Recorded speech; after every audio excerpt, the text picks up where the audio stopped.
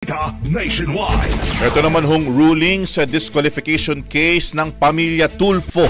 Pinagtibay po yan ng COMELEC en banc. Brigada Sheila Matibag, i-brigada mo! Brigada! Live report!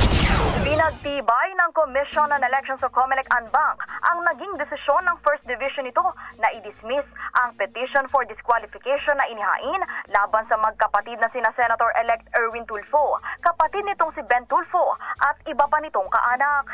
Hindi tinanggap ng COMELEC ang inihaing motion for reconsideration ng abogadong si Virgilio Garcia na kumekwestiyon sa dismissal ng petisyon na target sanang ideklarang disqualified bilang mga kandidato ang mga respondents sa nagdaang halalan.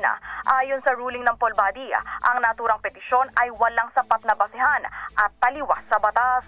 Malaking procedural defect din umano ang kabiguan ng petitioner na i-attach ang certificates of candidacy o COCs ng naturang mga respondents. In the heart of changing lives, ako si Brigada Sheila Matibag ng 105.1 Brigada News FM Manila, the Music and News Authority.